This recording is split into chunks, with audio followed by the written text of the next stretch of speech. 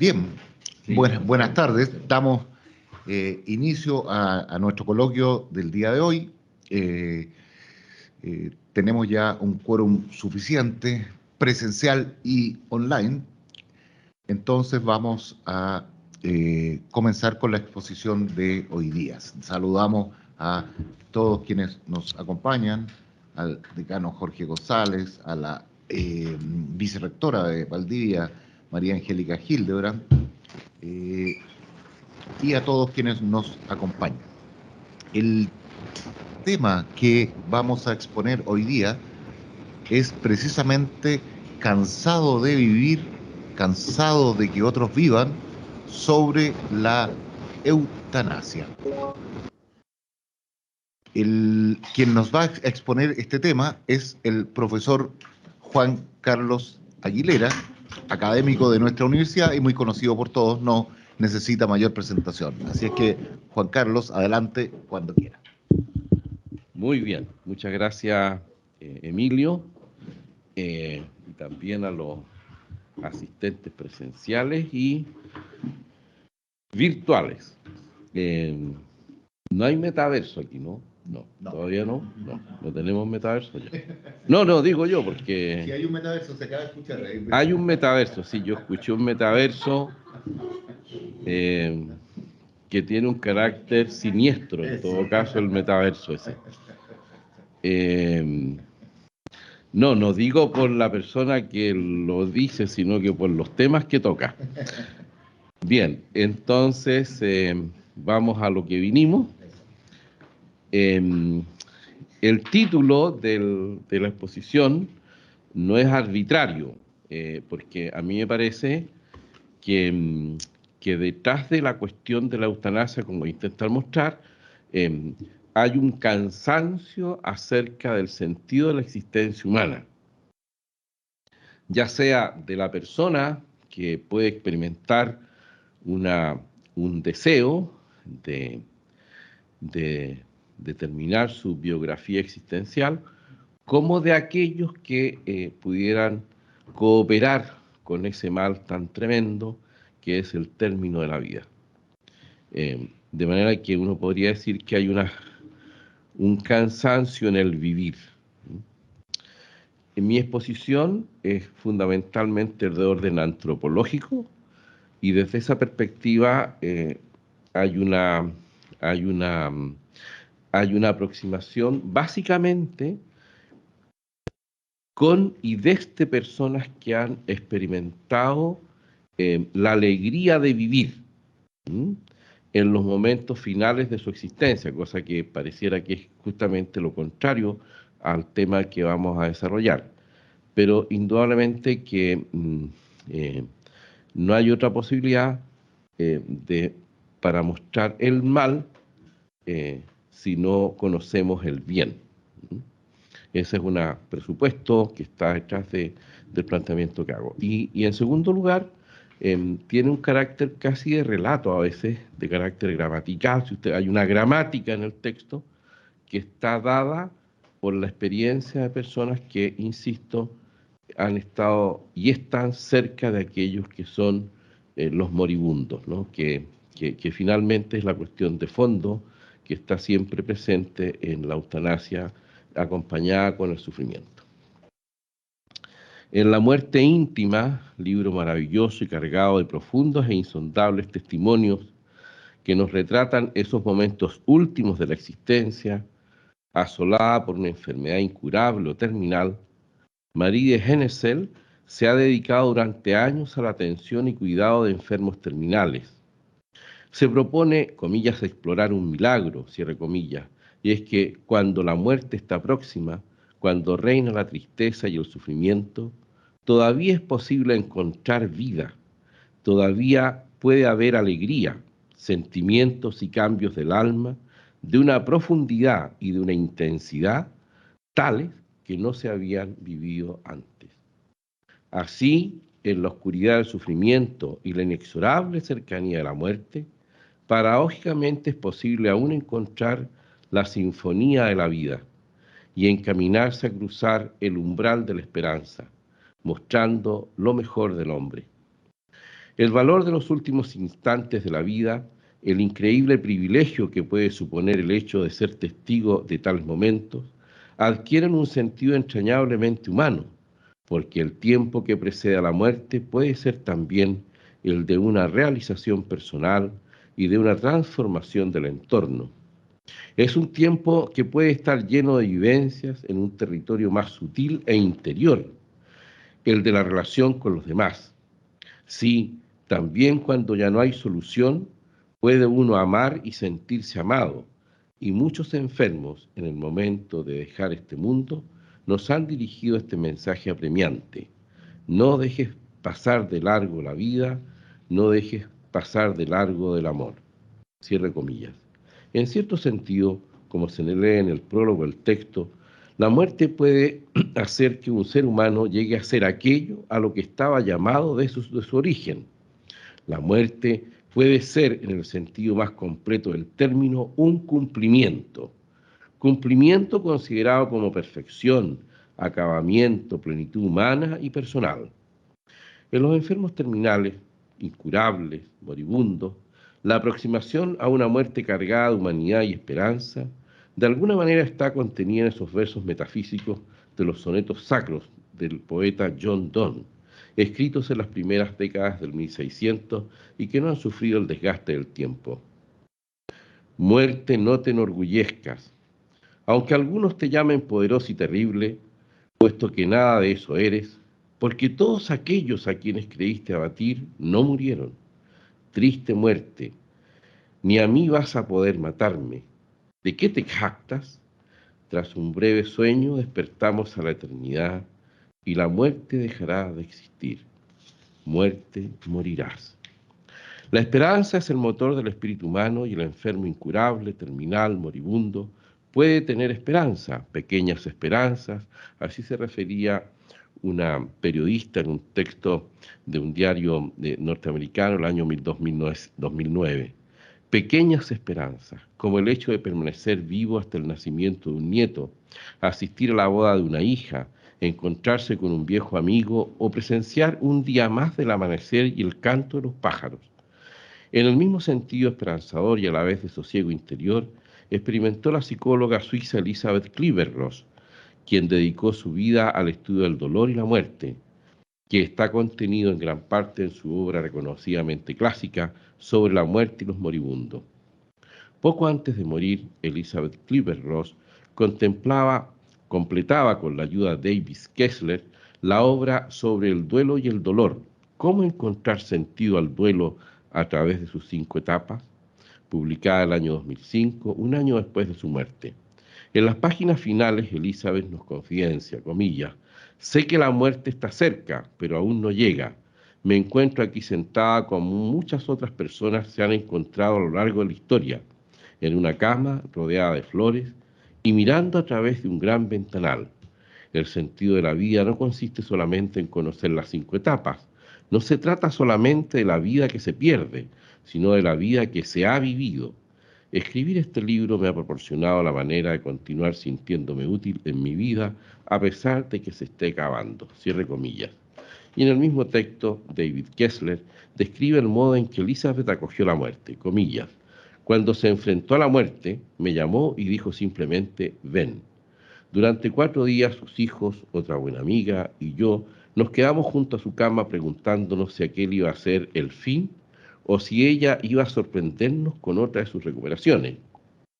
Conforme las horas se trocaron en días, vimos que aquella mujer que había escrito más de 20 libros sobre la agonía estaba claramente agonizando.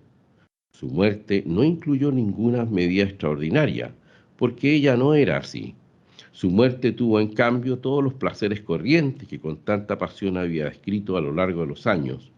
Su habitación, en casa y lejos del hospital, con muchas flores, un gran ventanal, sus seres queridos, sus nietos y sus hijos, jugando a los pies de la cama.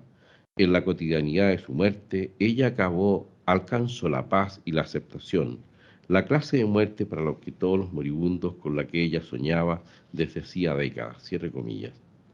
El relato de David Kessler, tan íntimo y a la vez de una serena naturalidad, confirma que se muere como se vive, pues Elizabeth, cuya vida estuvo volcada al estudio del dolor y de la muerte, enseñó con su testimonio y ejemplo a afrontar la muerte con dignidad y sosiego, a una sociedad que preferiría ocultarla. Luchó por evitar que el proceso y acto de morir, no obstante el sufrimiento, se convirtiera en algo despersonalizado y deshumanizante. Frente a los testimonios de Margaret y Elizabeth de tan profunda humanidad, aparecen no pocas veces enarbolando voces la eutanasia, denominada muerte dulce, si vamos a la raíz etimológica de la palabra. La eutanasia, con su aparente sello humanitario y de una compasión, se presenta como la solución al sufrimiento que experimentan los incurables y moribundos.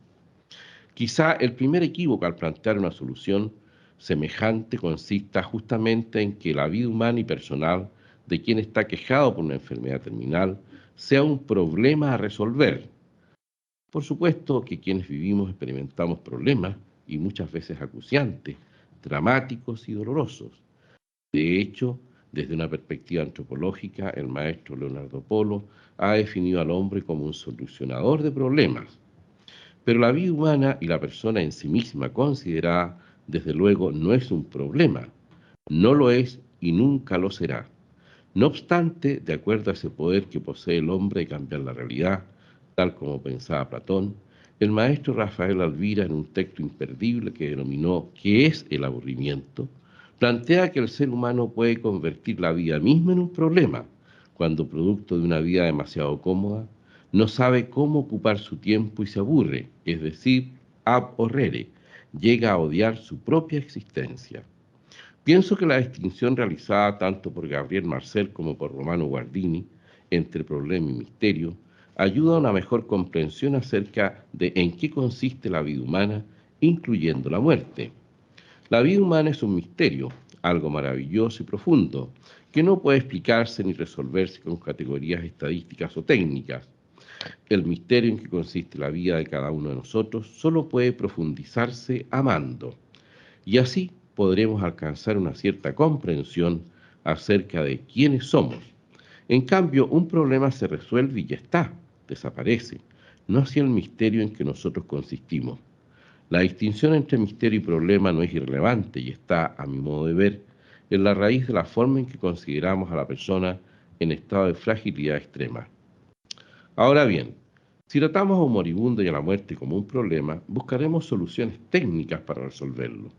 Así, la muerte vista como un problema, la respuesta es la eutanasia y una solución técnica, una inyección letal. Desde esta perspectiva, se entiende que la eutanasia es una solución técnica al sufrimiento que experimenta el enfermo terminal, desahuciado, incurable y moribundo.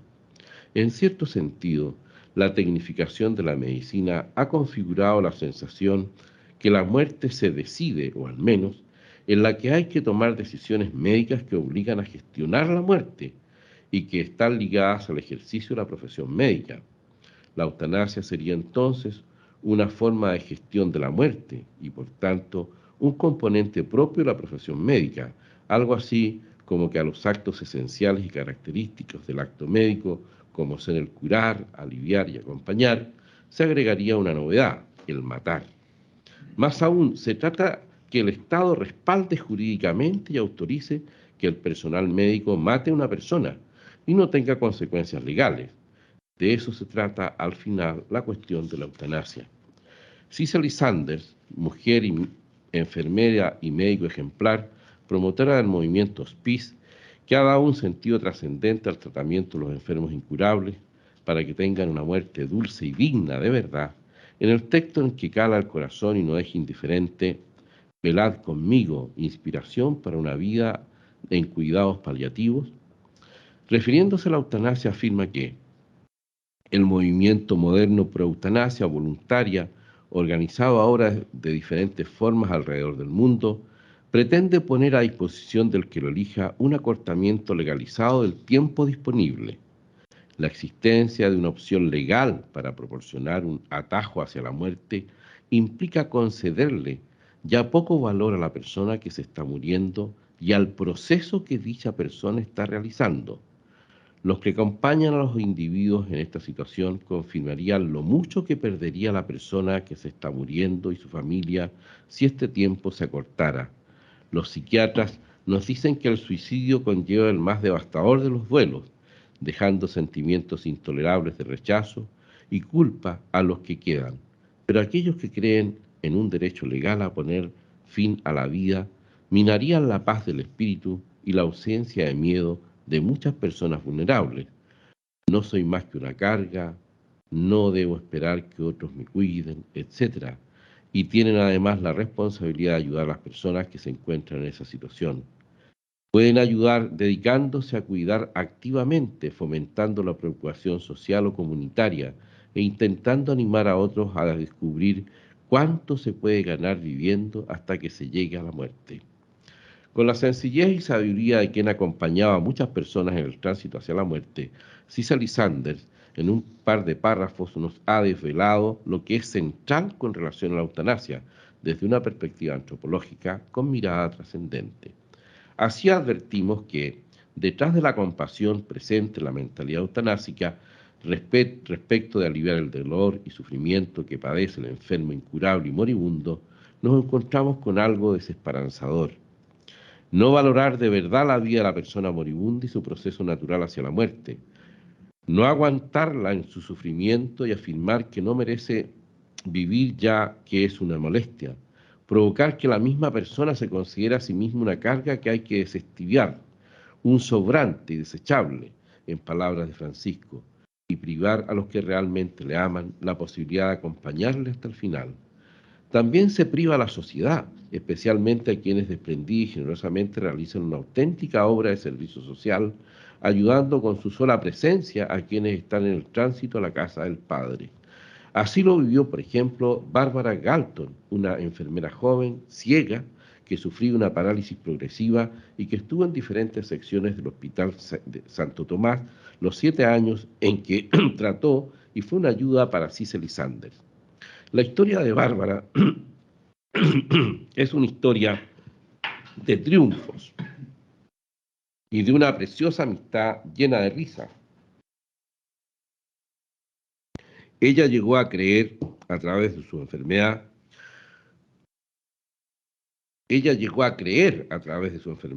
Una vez le dijo a un estudiante de medicina: algunas personas pueden leer la Biblia y obtener ayuda, otros van a la iglesia y allí obtienen una ayuda, pero Él se ocupa de mí de una manera diferente. Él me envía gente. Bárbara Galton es la autora del nombre de Saint Christopher Hospice, institución que costó construir 19 años a Cicely Sanders, desde el momento en que David Tasma, enfermo terminal y refugiado de Polonia, superviviente del gueto de Varsovia, que cuando murió en febrero de 1948 le dejó una donación de 500 libras y el siguiente estímulo: yo seré una ventana en tu hogar. Ese hogar fue el San Cristóbal Hospice, un hogar que preside el patrono de los viajeros que hacen una parada en su viaje personal a la vida eterna. En el fondo, como lo afirma la misma Cicely Sanders, de una manera difícilmente alguien sin su fineza de espíritu y honda vida interior hubiera podido expresar con semejante claridad. Comilla, la respuesta cristiana al misterio del sufrimiento y de la muerte no es una explicación, sino una presencia, cierre comillas. Recurriendo al sabio Tolkien, podríamos decir que el tránsito hacia la muerte, hacia esa presencia personal, resulta una auténtica eucatástrofe, es decir, un final gozoso que supera todos los males aparentemente invencibles y termina en un fructífero vivir feliz por siempre jamás. Antropológicamente hablando, como recuerda el filósofo italiano Michele Federico Sciacca, en un antiguo texto denominado Muerte e Inmortalidad, la muerte siempre, dice Sciacca, muerte de alguien, es un acto personal, íntimo y social a la vez, que conlleva un dolor total como la llamó Sanders. Pronto quedó claro que cada muerte era tan personal como la vida que la precedió, y que toda la experiencia de esa vida se reflejaba en el proceso de morir de cada paciente. Esto condujo al concepto de dolor total, que se presentaba como un conjunto complejo de elementos físicos, emocionales, sociales y espirituales. La experiencia global de un paciente incluye ansiedad, depresión y miedo, preocupación por la familia, que pasará por el duelo, y a menudo una necesidad de encontrar algún sentido a la situación, alguna realidad más profunda en la que confiar. Así, la muerte es un auténtico acontecimiento y un misterio a la vez, nunca un hecho puramente técnico. No es posible sustituir la pena de la separación por la decisión de matar, implícita en la eutanasia. La muerte de una persona en un sentido fuerte nunca es la muerte del otro, sino la de un próximo, de un hermano. Probablemente por eso el maestro Joseph Pieper, en el texto homónimo al de Chaca, comentaba que, comillas, el morir no es algo que pasa sobre nosotros mientras permanecemos pasivos. La muerte es, junto con lo inevitable, también una acción del hombre mismo, un acto en el que él dispone de su ánima en una forma en que no lo fue dado disponer hasta ese momento de la muerte, es decir, una disposición sobre su vida y sobre sí mismo, cierre comillas. Quizá quien mejor ha retratado dicha experiencia desde una perspectiva no únicamente reflexiva, sino vitalmente experimentada, fue C.S. Lewis, a propósito de la muerte de su esposa. En el texto Una pena observada, libro considerado como un hombre emocionalmente desnudo en su propio Getsemaní, Lewis expresa con fineza y profundidad los momentos finales que compartió con Helen Joy Grisham. Comillas, es increíble la felicidad, incluso la alegría que a veces tuvimos juntos cuando ya había terminado toda la esperanza. Cuánto tiempo, con qué serenidad, de qué modo tan nutricio conversamos juntos esa noche última, cierre comillas. Algo parecido ocurrió con la muerte del psiquiatra español Juan Antonio Vallejo Nájera, que quedó estampada en el libro La Puerta de la Esperanza, libro testimonio escrito en los últimos 2 meses de su vida, redactado en conjunto con José Luis Olaizola y publicado en 1990. Cuando a Juan Antonio, en una entrevista del año 1983, le preguntan ¿qué piensa acerca de su muerte?, respondió: presiento que la muerte está próxima y que la única tarea importante que me queda por realizar. Pero de no realizarla de cualquier modo, hay una tradición en España de la buena muerte. Estoy leyendo ahora mucho sobre este tema. Existió una mística del siglo XVII llamada Marina de Escobar, de quien se dice doña Marina de Escobar, quien con acuerdo prudente se sonrió muriendo. Pues eso. Y Olaizola prosigue. 7 años después, Juan Antonio, con acuerdo prudente, imitó el ejemplo de la mística del siglo XVII. Por otra parte, el testimonio de la enfermera australiana Bronnie Ware, con relación a su trabajo en el cuidado de enfermos incurables y moribundos, es igualmente una luz de esperanza, ya que con la muerte no está dicha la última palabra. Así puede advertirse la experiencia adquirida por el trato personal con los enfermos terminales y moribundos, primero compartido en un blog y luego transformada en un libro cuya traducción al castellano, como Los 5 mandamientos para tener una vida plena, no le hace justicia al título original. Me parece que como sí que queda mejor y recoge la intención fundamental de la autora. Los 5 principales arrepentimientos de los moribundos, una vida transformada por los seres queridos que se marchan, los que dan esperanza para un mundo mejor. Bronnie cuenta en el texto que durante años he trabajado en cuidados paliativos. Mis pacientes eran los que se habían ido a casa a morir. Algunos momentos increíblemente especiales fueron compartidos. Estuve con ellos durante las últimas 3 o 12 semanas de su vida. Bronnie les preguntaba a sus pacientes moribundos, cuando al examinar su vida pasada, y si tuvieran la oportunidad de hacerlo, ¿qué hubieran hecho de manera distinta? Las respuestas se tornaron una serie de temas comunes que surgieron una y otra vez de manera muy semejante, hallazgo que finalmente Bronnie sintetizó en 5 pesares o remordimientos humanos que experimentan los moribundos al examinar su vida en el tránsito inminente a la muerte y que posteriormente se publicó en el texto ya citado. Lo que encontró Bronnie fue lo siguiente. El primero y más común de todos los arrepentimientos se resume en la sentencia: ojalá hubiera tenido el coraje de vivir una vida fiel a mí mismo, no la vida que otros esperaban de mí. Resulta interesante ver que tras una sociedad en la que la persona reivindica la autonomía como principio de acción a todo evento, se esconde una falta de libertad en las decisiones en orden al bien personal real. Un segundo remordimiento consiste en afirmar algo sorprendente: ojalá no hubiese trabajado tan duro. No viene para nosotros,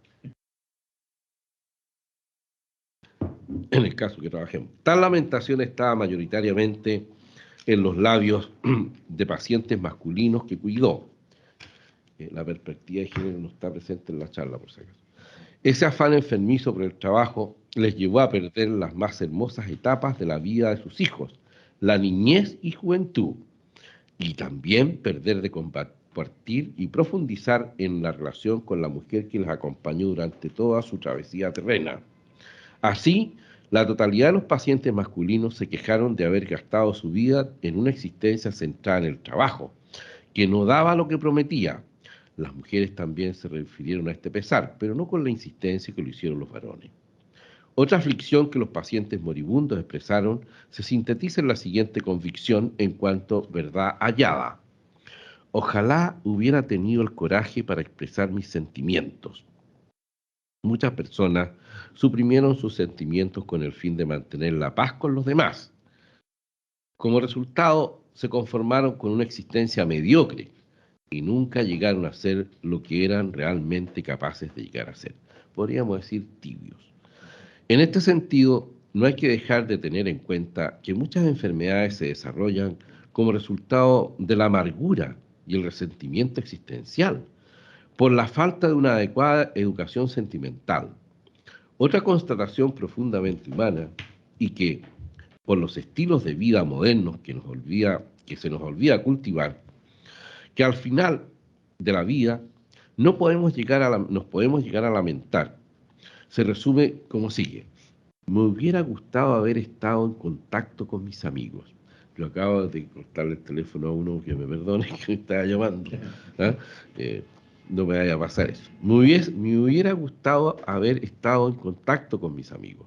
A menudo las personas, cuando gozan de buena salud, no se dan cuenta realmente de los beneficios de los viejos amigos. Solo después de algunas semanas de convalecencia aparece el vacío de no tenerlos, y desafortunadamente no siempre es posible localizarlos. Muchos de los enfermos habían llegado a estar tan atrapados en sus propias vidas que dejaron que aquellas amistades se desvanecieran por el paso y el desgaste de los años. Además, cada uno se enfrente con su muerte de cerca. Los aspectos materiales de la vida pierden la valoración que se les tenía, aunque es verdad que la gente quiere tener sus asuntos financieros en orden si es posible. Bueno, en nuestro caso, al menos el mío, las deudas. Pero no es el dinero, el estatus, lo que tiene una verdadera importancia para ellos. Quieren poner las cosas en orden, más para el beneficio de aquellos a quienes aman. Por lo general, sin embargo, están demasiado enfermos y cansados para cumplir esa tarea.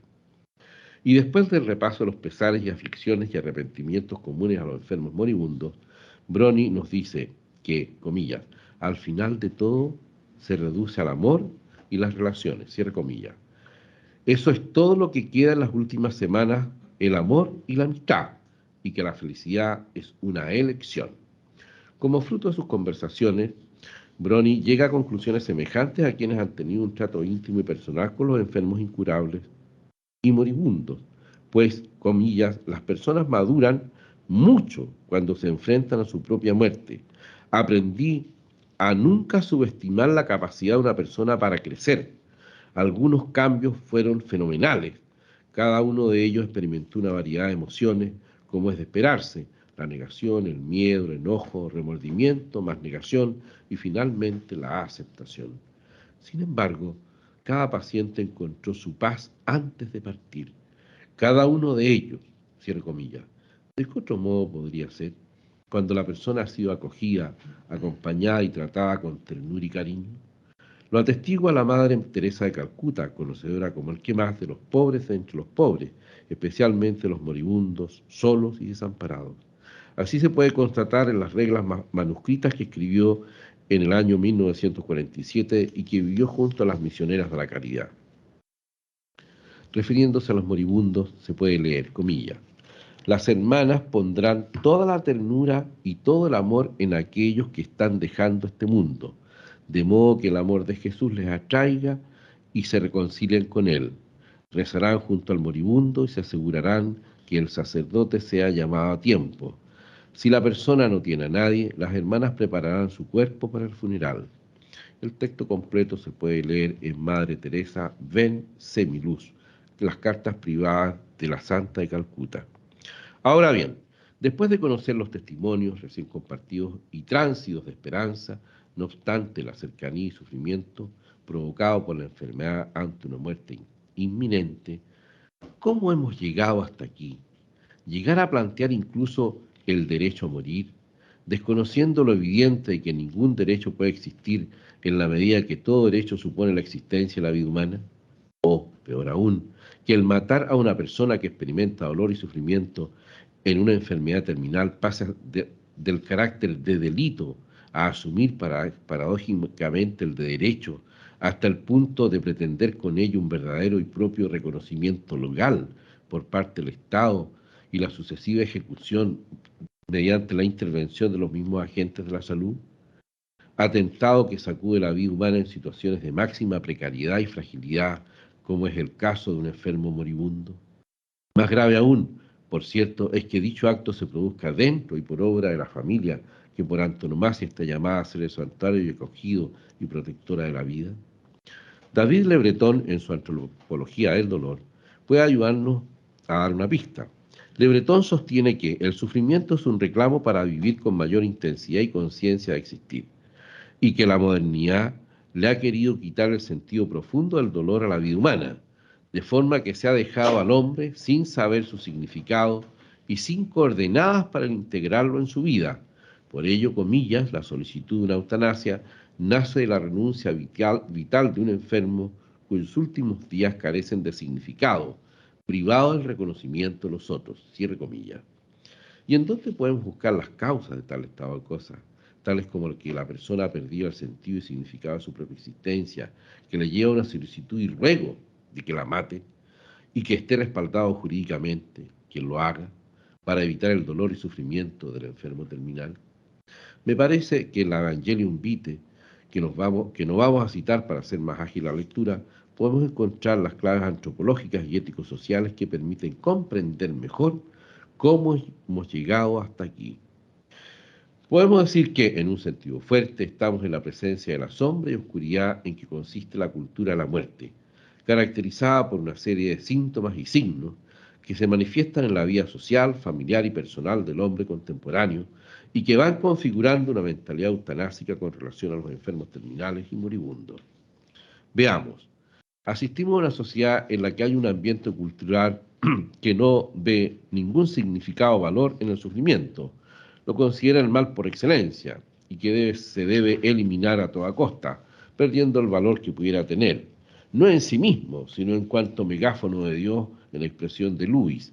Además, nos encontramos con diversas dificultades existenciales y relacionales, agravadas por la realidad de una sociedad compleja, en el que las personas, los matrimonios y las familias se quedan con frecuencia solas y abandonadas con sus problemas.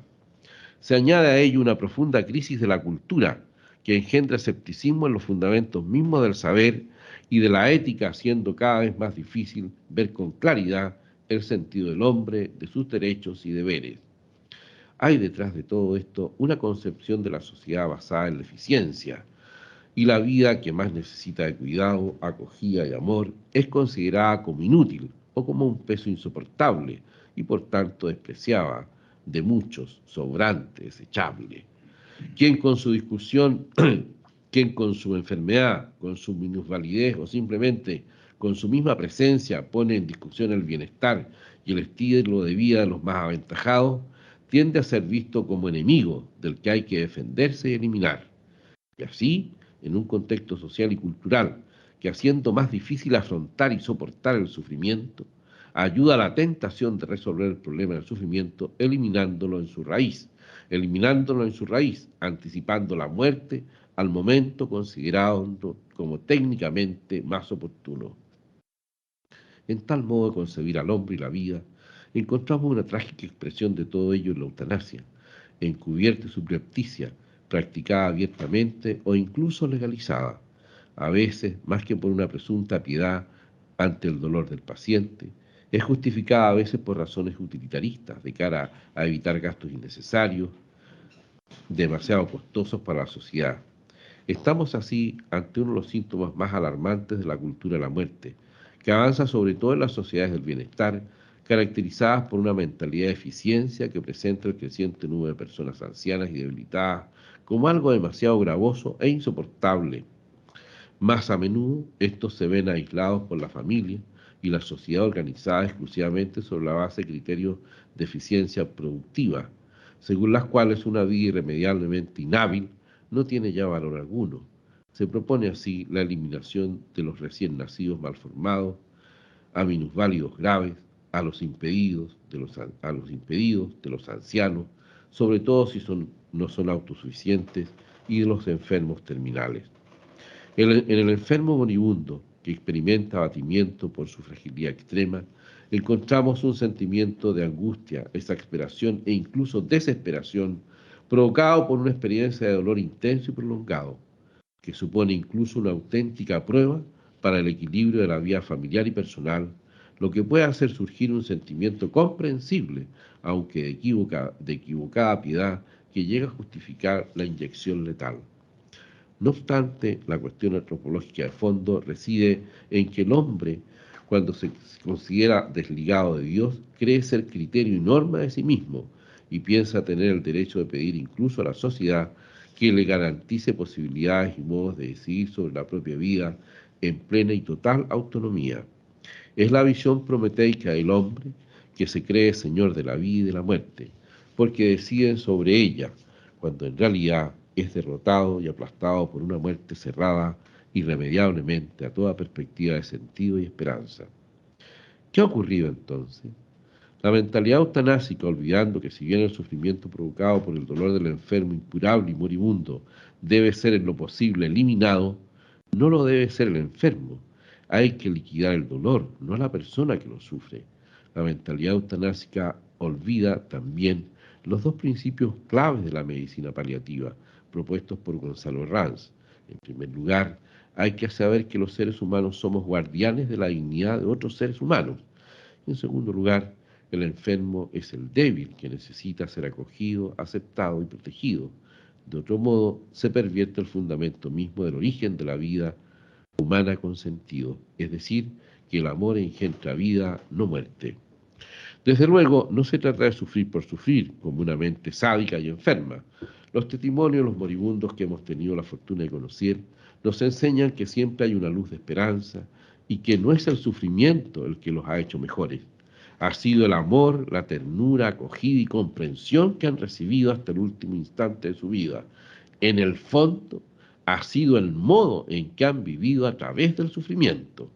La mentalidad eutanásica ha quedado retratada de una manera amarga y triste en la película Mar Adentro, que intentó llevar al cine la vida de Ramón Sampedro, quien llegó a exclamar, comillas, si me amas, ayúdame a morir, cierre de comillas, como recuerda Miguel Ángel Monge en el texto Sin miedo, cómo afrontar la enfermedad y el final de la vida. Ante la triste y amarga exclamación, si me amas, ayúdame a morir, habría que responder con Gabriel Marcel. Amar a una persona es afirmar, tú no morirás jamás, porque el amor, siendo lo eterno, vence incluso la muerte. De este modo podemos repetir las sabias palabras de John Donne, muerte, morirás. Muchas gracias. Muy bien, pues. Muchas gracias, Juan Carlos, por esta muy profunda charla. Entonces se abre el espacio para preguntas, comentarios.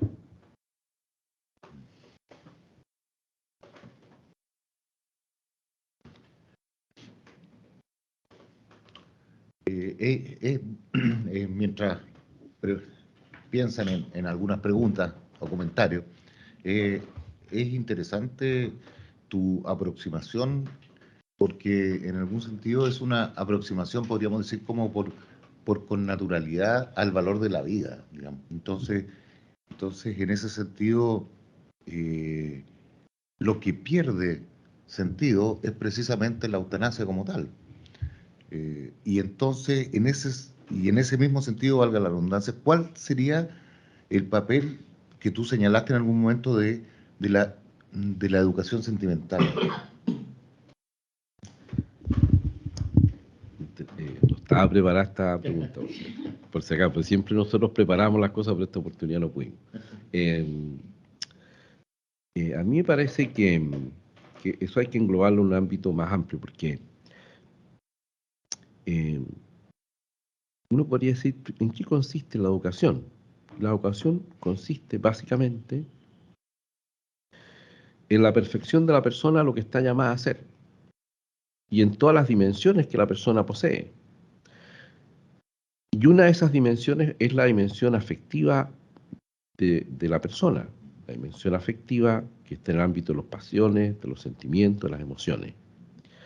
Lo que ocurre es que en el fondo nosotros sabemos que tenemos una especie de equipaje, por así decir, que nos permite transitar por la existencia a través del camino de la esperanza para llegar al final a la felicidad. Uno tiene que ir equipado y ese equipaje supone lo que nosotros ya conocemos en la educación cristiana, que son las virtudes humanas.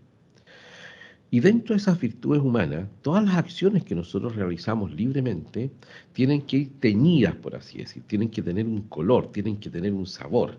Es lo que llamaba Chesterton la salsa de la vida, ¿ah? O la sal de la vida. Y aquello que le da el sabor, la sal de la vida, justamente es la afectividad.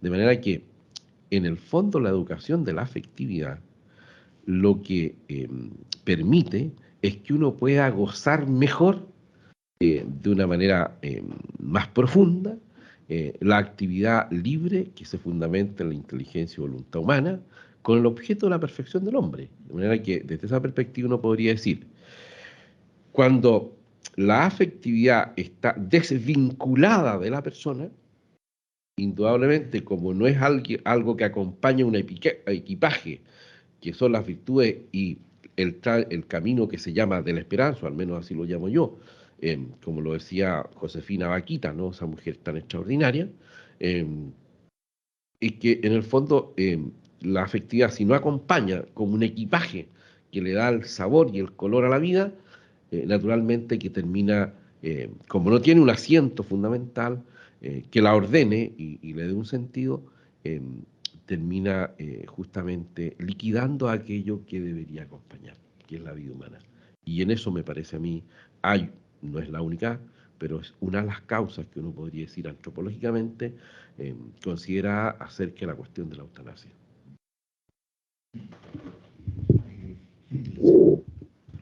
Maite Cereceda, adelante.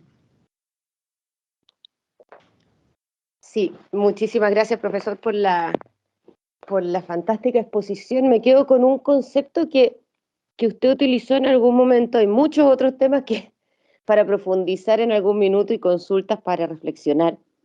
Pero surgió por ahí en alguna cita la noción de la muerte verdaderamente digna. En los debates en general se habla de la muerte digna, es esta muerte sin sufrimiento, y de mis estudios, digamos, algunos autores han planteado que la verdad es que la muerte misma no tiene una dignidad propia. La dignidad está en la persona, digamos. Entonces, si acaso pudiera usted profundizar un poquitito más y aclarar ese concepto, respecto de, digamos, en todo el contexto que nos ha planteado hoy día. Gracias. A mí me parece que esto, de nuevo, ¿no? Hay que situarlo en estos contextos más amplios para que uno pueda hacer comprensiva la cuestión. Nosotros sabemos que estamos viviendo una, una etapa eh, que tiene dos características. Una, que es podríamos decir, una etapa profundamente nominalista, ¿eh? En que en el fondo nada de lo que se nombra podría ser, en cierto sentido, compartido por los demás. ¿Por qué? Se refiere a una cosa particular. Por lo tanto, no hay algo que podamos compartir, desde el punto de vista incluso inteligible, ¿no? Y en segundo lugar, nosotros sabemos que fruto de aquello eh, está esta crisis de conceptos. Es decir, que no hay conceptos que nos permitan a nosotros comprender la realidad humana en un sentido cabal. Esa crisis de conceptos significa, bajo la perspectiva de la cultura de la muerte, que es el desprecio de la persona que nosotros hemos vivido en el siglo XX de una manera bastante evidente, con 2 guerras mundiales y la muerte de tantos santos inocentes, de personas inocentes en el vientre materno y también en la vía terminal, que ha sido horroroso, una sociedad de la barbarie.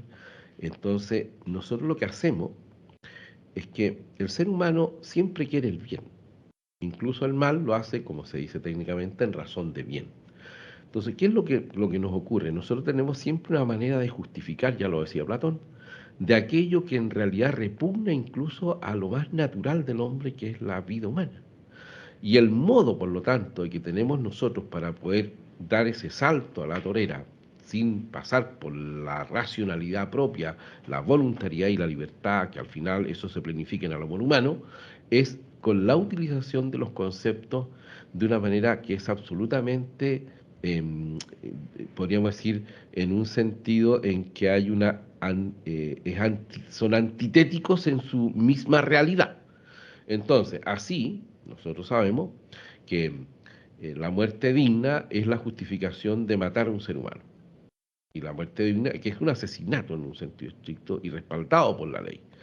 Y por lo tanto, un derecho, el derecho a que todo sujeto humano tiene a vivir, en este caso, que es el delito mismo del asesinato, se convierte en un derecho. Es decir, lo que estoy explicando es que hemos dado vuelta el sentido de lo real. Eso es lo que hace. Eso es lo que hay un giro copernicano, no, del sentido de lo real. Y por lo tanto, la muerte digna es una justificación, podríamos decir, nominalista, antirrealista, de lo que significa la dignidad de la persona humana. Es verdad que la persona es la digna, pero también es verdad que las acciones que realiza la persona, por ser ella misma digna, comparecen en esas acciones esa dignidad del sujeto, porque así nosotros podemos advertir de que hay personas, como lo sabemos, que realizan acciones que son verdaderamente admirables. En esa acción se revela justamente la dignidad intrínseca, ontológica, propia del ser subsistente que es la persona, pero en su realidad actual, en el sentido del acto de la persona, en el despliegue de la libertad creativa. De manera que lo que estamos asistiendo efectivamente, a mi juicio, es al cambio del sentido de lo real. Y termino, y no quiero extenderme porque daría para otra exposición, que no la voy a hacer yo desde luego, que es el concepto de lo que se llama el sentido común. El sentido común nosotros lo hemos pervertido, y a ese cambio del sentido común pervertido es lo que hoy día se llama, en un contexto de nuevo más amplio del que tú manifestabas, Maite, que es lo que se denomina hoy día lo políticamente correcto. Ese cambio de sentido de lo real, que es el sentido común, de la connaturalidad con la realidad humana, hoy día tiene un nombre que se llama lo políticamente correcto, ¿no? Que es la manera de poder justificar lo injustificable por parte de los seres humanos. Eso me parece en principio como una aproximación. Muy bien. Muchas gracias. Y también en sentido negativo uno dice esta acción es indigna. Claro, también, claro, indigna. claro. Entonces, eso también ocurre. Muy bien, ¿alguna pregunta acá en la sala? Muy bien. Alejandro González. Muchas gracias. Bueno, muchas gracias Juan Carlos por tu presentación. como decía Emilio también, me cuelgo un poco de ese comentario que me gustó, la perspectiva de tu charla desde la connaturalidad hacia la vida y como desde esta mirada esperanzada, me encantó, me gustó mucho el enfoque.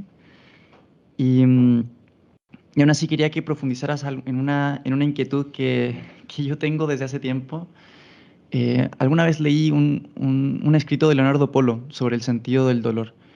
Y lo puedo estar, aquí, que me perdone Leonardo Polo, lo puedo estar realmente parafraseando muy mal, pero tenía esta idea de que el sentido del dolor alcanza como su plenitud desde el sacrificio de Cristo y desde como la redención, o sea, la obra redentora, que redime incluso esta piedra, sin la cual como que, o sea, los seres humanos chocaríamos simplemente contra ella. Él es el único como que la quiebra. Pero la pregunta entonces, por lo tanto, no es ni legal, ni psicológica, ni como sería como súper metafísica.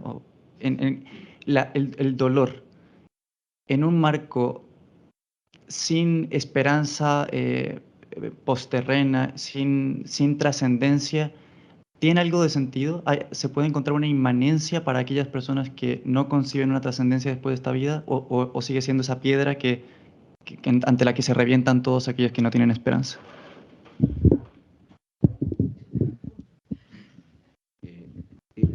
Es una pregunta muy bonita, yo diría. No solamente interesante, muy bonita, y te lo agradezco. No tengo la capacidad de responder, pero me parece a mí que aquí hay dos cuestiones que hay que tener en cuenta. Nosotros siempre, de alguna manera, que nos dedicamos a esto, a uno le preguntan, bueno, oye, pero si uno no cree, ¿cómo es posible toda esa cosa tan bonita que tú dices? Y digo, mira, no crees en esa presencia de la que se refería la Cicely Sander, ¿no? Que al final el tema del dolor consiste en una presencia personal. Entonces, la respuesta no es mía, pero creo que igualmente uno puede entender una cierta respuesta, porque ¿cuál es la causa del dolor? Pues si la pregunta va por lo metafísico, habría que preguntar, ¿cuál es la causa del dolor? Y la causa del dolor, como saben los que saben, o como han dicho los que saben, es el amor. Y uno dice, pero ¿cómo eso? La causa del dolor es el amor. Y en el hombre hay un amor natural, porque no podría haber un amor sobrenatural si no hay un amor natural, porque si es sobrenatural es de lo natural a lo sobrenatural, entonces es bastante obvio, para irme aproximando a una respuesta. Entonces, hay un amor natural en el hombre, y que en el caso del sentido último de la existencia es a través de la gracia que uno recibe inmerecidamente para darle ese sentido último a la existencia, ¿no? Pero ese amor natural, que es la causa del dolor, ¿en qué consiste en un sentido estricto? Existe en esa tendencia que posee todo ser humano, que es a lo que nosotros llamamos la autoconservación. Pero una autoconservación en el caso del hombre, al modo humano, que no es simplemente la autoconservación como lo hace el animal. ¿Y por qué razón es así en el hombre? Porque nosotros sabemos que el hombre no se agota en la especie, y no se explica por la especie desde un punto de vista zoológico, sino que se explica por justamente el carácter único y irrepetible que cada uno de nosotros tenemos. Entonces aquí hay dos consideraciones que me gustaría hacer para volver a la cuestión de la causa del dolor y dar una respuesta, podríamos decir, natural. Y la primera es que en el fondo el hombre, nosotros sabemos, no es un accidente, por así decirlo. Hay una cierta inteligibilidad en la vida de cada uno de nosotros. Si nosotros no nos podemos comprender a nosotros mismos si no hay una cierta gramática, si no hay un cierto sentido a pesar de nosotros, ¿sí? Porque si no, no podríamos comprendernos, de hecho, de manera inteligible lo que nosotros hacemos. Entonces, esa gramática de la existencia humana En el fondo, ¿en qué consiste? ¿O de dónde deriva esa gramática de la existencia humana? Justamente deriva del carácter inteligible de la propia existencia del hombre, que aunque él no pueda reconocerla, está. Porque un enfermo terminal, una persona que no tiene capacidad de poder entender, un idiota, una persona que tiene un problema mental grave, no es capaz de comprender, en el sentido de esa gramática que es la existencia. Sin embargo, aunque él no la pueda comprender, para nosotros hay un sentido en la existencia de esa persona, naturalmente. Es decir, aquí hay una razón de ser de esa existencia. ¿Cuál es esa razón de ser de esa existencia? Y que estoy diciendo en el plano puramente natural, en que el papá dice, sabes tú, mi hijo nació de esta manera y ha sido la mayor alegría que hemos tenido. Pero ¿cómo? Sí, porque nos ha ayudado a ser mejores en el plano natural. O sea, esa existencia tiene su sentido en sí misma, pero además de tal radicalidad que el bien lo puede difundir hacia quienes, en este caso, le cuidan.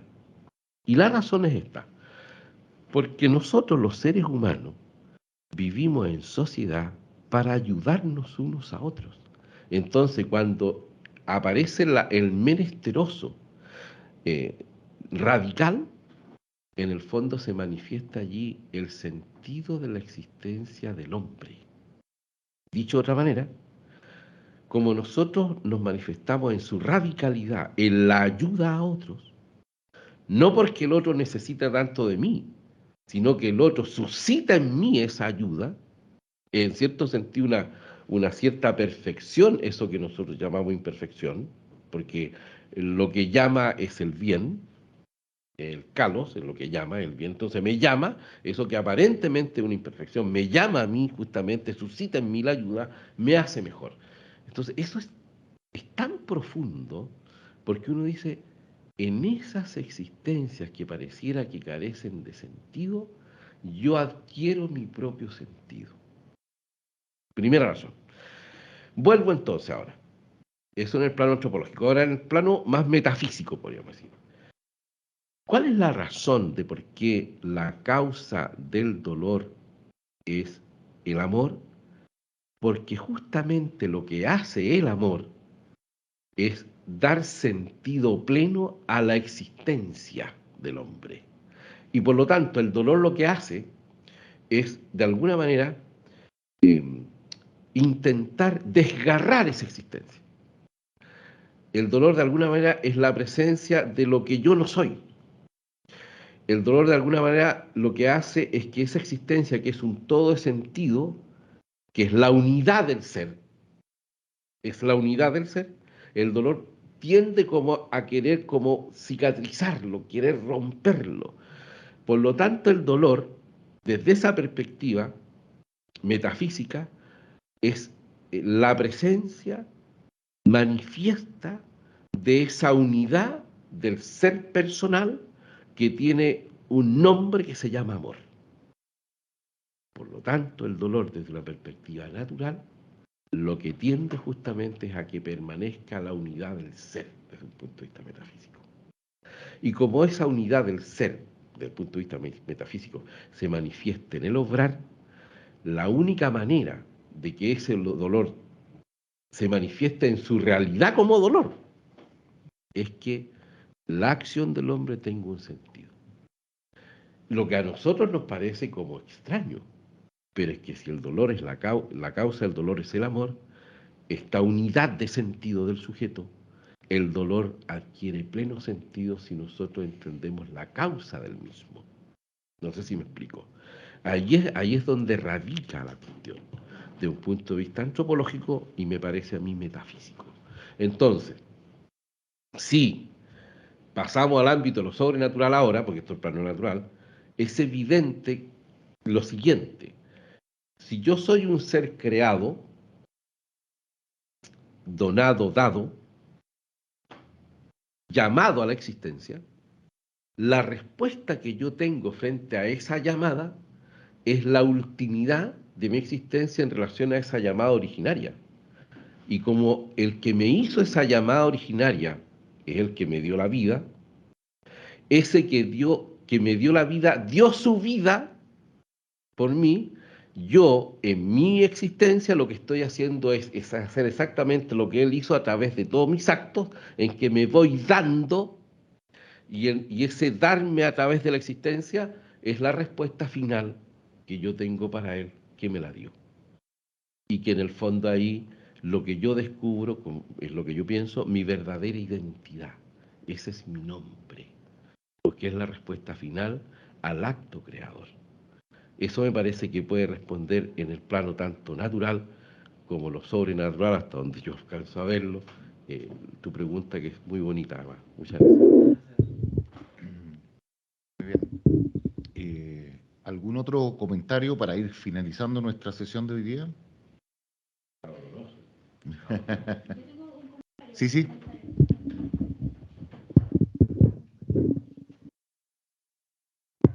Gracias, Juan Carlos, por el coloquio, y me deja pensando un poquito con bueno, el sentido de la vida, y también tú hablaste de la eutanasia en personas, en el fondo, que van a dejar de existir en poco tiempo, en enfermedades terminales, que algunos de nosotros hemos presenciado personas que han vivido esa experiencia. Pero también como psicóloga tengo la inquietud de personas que en el fondo en países solicitan el suicidio asistido, ya que es algo que existe actualmente, y son personas que ya sea porque llevan mucho tiempo con depresión, o personas que se cansaron de vivir, llegan a cierta edad y dicen, bueno, ya lo he hecho todo en mi vida y en realidad ya es hora de dejar de existir, no quiero llegar a la tercera edad, no quiero sufrir, no quiero pasar malos momentos, entonces en realidad decido dejar de existir, ¿ya? Y a eso, bueno, se relaciona como con un vacío existencial, porque por un momento uno tiene un sentido en la vida, de las personas que, bueno, se han cansado de vivir y llegan a cierta edad y deciden, en el fondo, solicitar el suicidio asistido, y es porque no encuentran ese sentido, y hay una desesperanza también de experiencias que pueden haber tenido, ¿ya? Y también, bueno, lo que tú decías que es tan importante, que es el amor, el sentirse amado o amar a alguien, porque puede ser que uno pase una experiencia o varias experiencias en la vida de no sentirse querido, acogido desde su familia, desde la sociedad, y haya pasado por situaciones traumáticas, por ejemplo. Pero el amor, como tú decías, es llamado a entregarse, a dar. Y eso es un sentido que tienen, o el sentido que tienen muchas personas para, de alguna manera, luchar por la vida. Porque a veces hay personas que les cuesta vivir o encontrar ese motivo para levantarse en las mañanas. Y que, bueno, lo he escuchado muchas veces en el relato de personas. Y en relación a las personas que tienen depresión, que eso ya es una enfermedad y que muchas veces se gatilla, y en uno de los casos que veía de una holandesa, ¿cierto?, que solicitaba el suicidio asistido, que era porque había pasado muchas situaciones traumáticas en su vida, sin afectos desde su niñez, de una casa de acogida a otra, siendo abusada, y en realidad ella decía, yo ya no quiero seguir pasando por cosas traumáticas, y a los 20 y tantos años ella decide solicitar el suicidio asistido. Y es ahí como la pregunta de decir, bueno, ¿qué pasa con esas personas que realmente ya no esperan nada de la vida? ¿Cómo nosotros como personas, como sociedad, también podemos mostrarle esa esperanza de que la vida puede tener un sentido mayor, y de que le esperan la vida quizás sucesos que pueden ser buenos, pero también que pueden ser no tan buenos, pero que la base también es el amor, y quizás en la relación con otros, y que no todo tiene relación con malas experiencias o con faltas de afecto.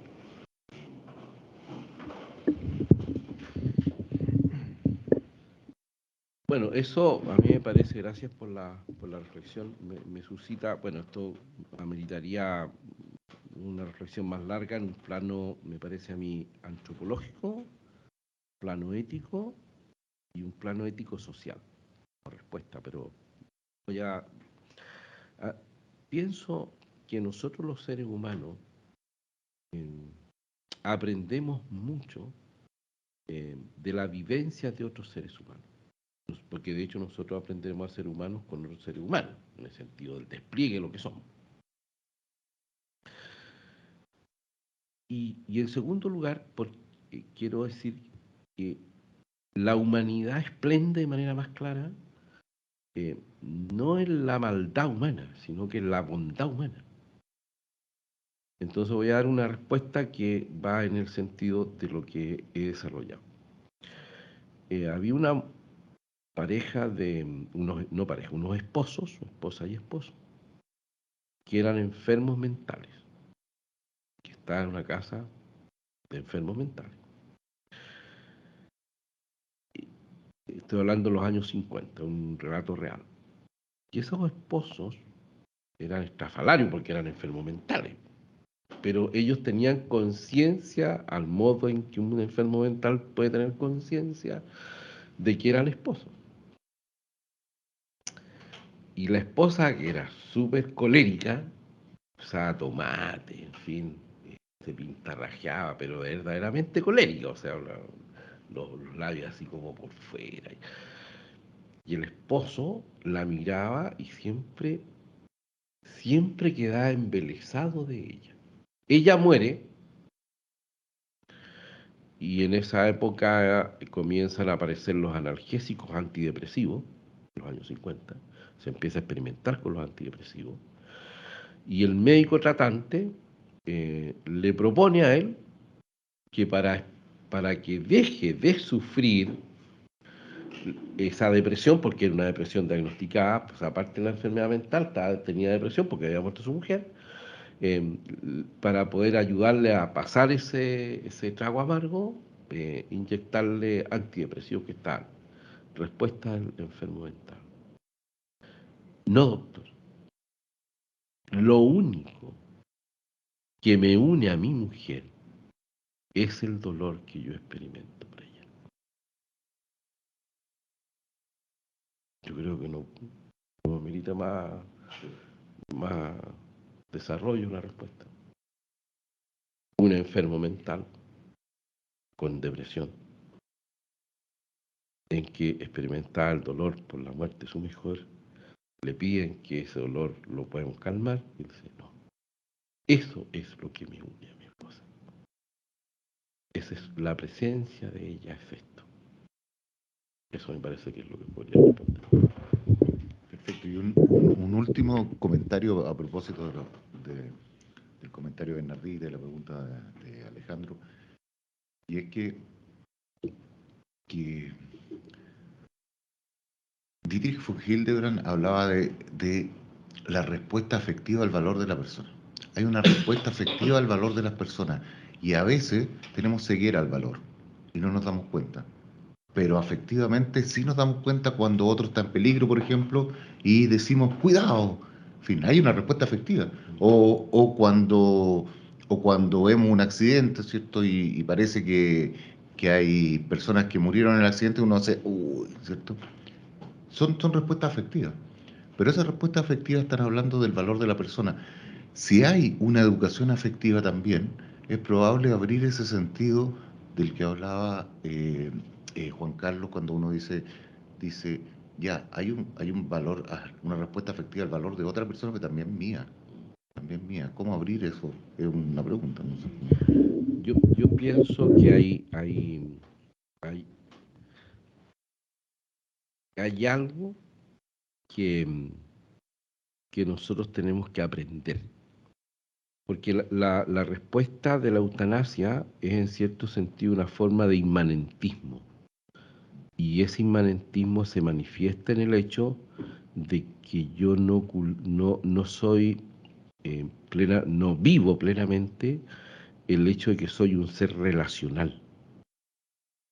Relacional en mi origen, relacional con los demás, relacional con el entorno natural y relacional con Dios. De hecho, los judíos tienen 3 conceptos para definir la persona en la dimensión relacional. Dice, el hombre es cuerpo, el hombre entero. El hombre es cuerpo en cuanto que se relaciona con la naturaleza. El hombre es alma en cuanto que se relaciona con los demás. El hombre es espíritu en cuanto se relaciona con Dios.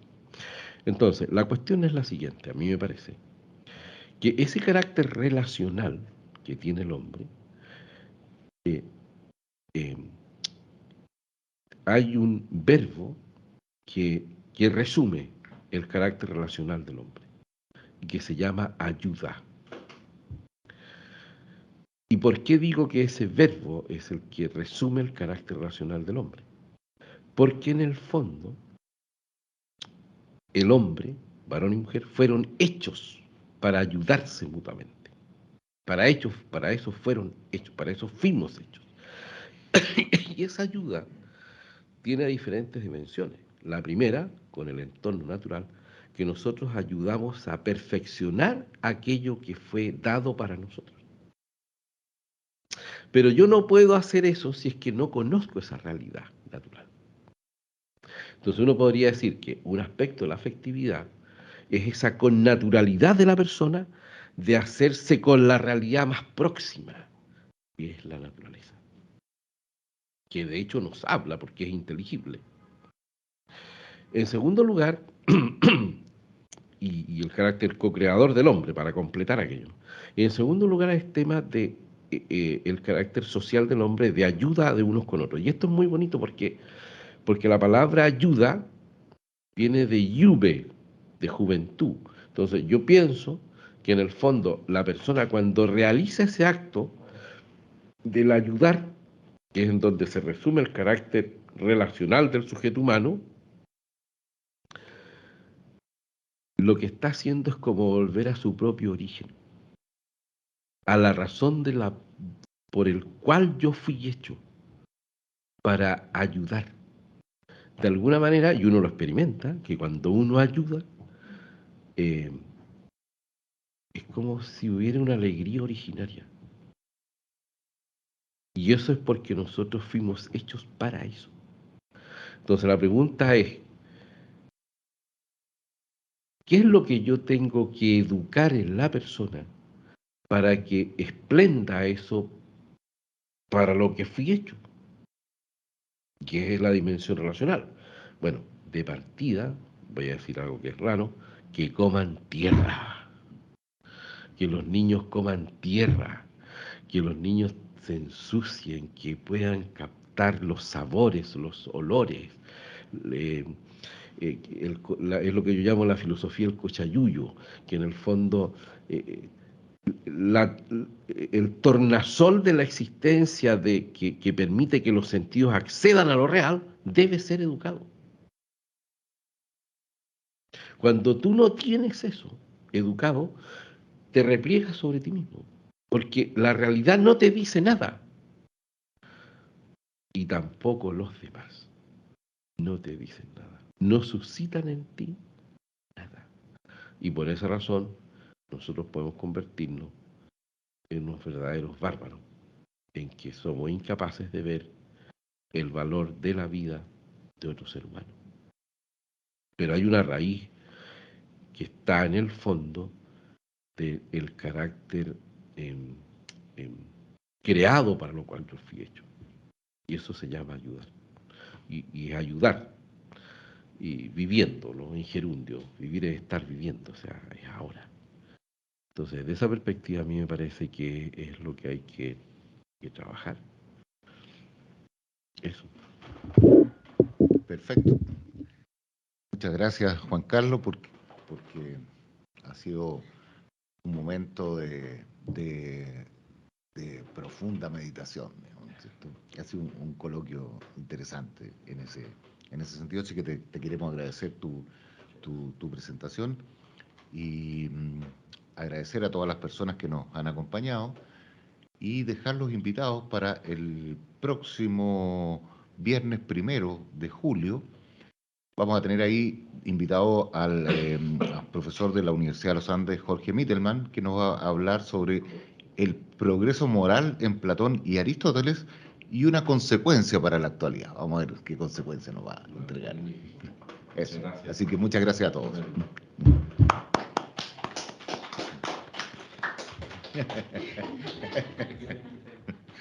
Estupendo.